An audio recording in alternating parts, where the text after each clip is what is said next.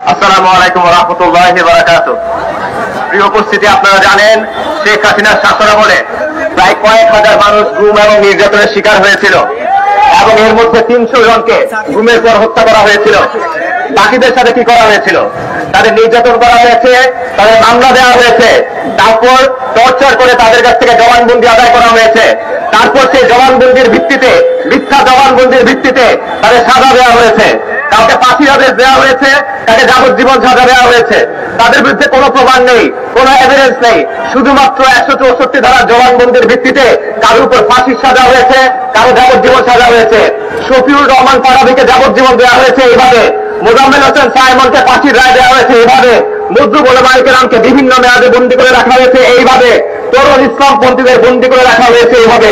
পৃথিবীর কোন সভ্য দেশে, পৃথিবীর কোন সভ্য সিস্টেমে, কোন আইনি ব্যবস্থায় শুধুমাত্র 164 ধারার জবানবন্দির ভিত্তিতে কাউকে শাস্তি দেওয়া যায় না, কাউকে যাবজ্জীবন সাজা দেওয়া যায় না, কাউকে ফাঁসির সাজা দেওয়া যায় না, সাধারণ অবস্থাতেই যায় না।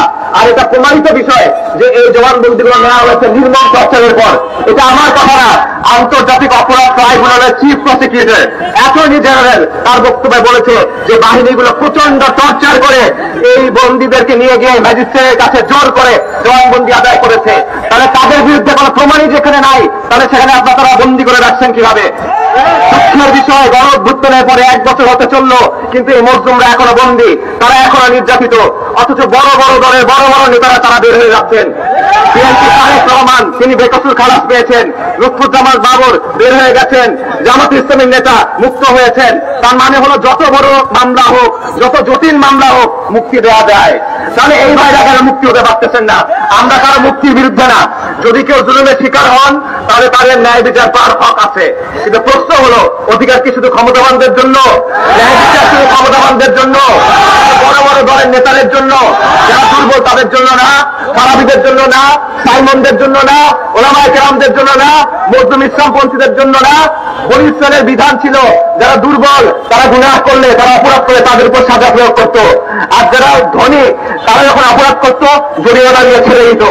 চিন্তা করে দেখেন, আমাদের দেশে আওয়ামী লীগের লোকজন তারা বহাল তবিয়তে ঘুরে বেড়াচ্ছে। আব্দুল হামিদ খান প্রোটোকল নিয়ে দেশ থেকে বের হয়ে গেল, তারেক সিদ্দিকে বের হয়ে গেল, ওবায়দুল কাদের বের হয়ে গেল, আরাফাত বের হয়ে গেল, তাদের লোকজন দেশে এখনো ঘুরে বেড়ায়, অথচ এই মুসলিম বন্দীরা এখনো ঢুকে ঢুকে মরছে। এটা কি ধরনের বিচার?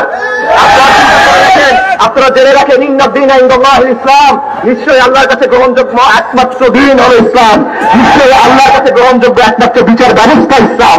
আর এই বিচার ব্যবস্থা অনুযায়ী ফারাবী সাইমনরা নির্দোষ, এই বিচার ব্যবস্থা অনুযায়ী মজলুম উলামায়ে কেরাম নির্দোষ, এই বিচার ব্যবস্থা অনুযায়ী তরুণ ইসলামপন্থীরা নির্দোষ। কিন্তু শুধু ইসলামী ব্যবস্থা না, প্রচলিত ব্যবস্থা অনুযায়ী তারা নির্দোষ প্রমাণিত হবে। প্রচলিত ব্যবস্থা অনুযায়ী তাদেরকে দোষী সাব্যস্ত করা যাবে না। আমরা এই রাষ্ট্র ব্যবস্থার কাছে কোনো প্রার্থনা নিয়ে আসি নাই, তাদের কাছে কোনো ভিক্ষা নিয়ে আসি নাই। আমরা বলতেছি, তোমাদের যে নিয়ম, তোমাদের যে বিধান, তোমাদের যে সিস্টেম যা তোমরা বানাইছো, এটার নীতি তোমরা মানো, এটার প্রতি তোমরা সৎ হও। এটার প্রতি যদি তোমরা সৎ হও তাহলে এই মুসলিমদের তোমাদের মুক্তি দিতে হবে, এখনই দিতে হবে। কোনো ব্যবস্থা তার এখানে চলবে না। ন্যায় বিচার যদি থাকে তাহলে সবার জন্য, আইন যদি থাকে তাহলে সবার জন্য। ক্ষমতাবানদের জন্য এক আইন, দুর্বলদের জন্য আরেক আইন, ক্ষমতাবানদের জন্য এক বিচার, দুর্বলদের জন্য এক বিচার, এরকম কোনো ডাবল স্ট্যান্ডার্ড চলবে না। আমরা চাই, আমরা এখনই চাই, আমরা মজলুমদের মুক্তি চাই, অবিলম্বে চাই। শফিউর রহমান ফারাবীকে মুক্তি দিতে হবে, মোজাম্মেল হোসেন সাইমনকে মুক্তি দিতে হবে, মজলুম উলামায়ে কেরামকে মুক্তি দিতে হবে, তরুণ ইসলামপন্থীদের মুক্তি দিতে হবে। যতক্ষণ তারা মুক্ত না হচ্ছেন আল্লাহর দরবারে আমরা দায়বদ্ধ থাকবো। যতক্ষণ তারা মুক্ত না হচ্ছেন মহান আল্লাহর দরবারে আমরা দায়বদ্ধ থাকবো। তাই জালিমের বিরুদ্ধে, জুলুমের বিরুদ্ধে মুসলিমের এই পক্ষ আমরা কখনোই ছাড়তে পারবো না। আলহামদুলিল্লাহি রাব্বিল আলামিন। আসসালামু আলাইকুম ওয়া রাহমাতুল্লাহ।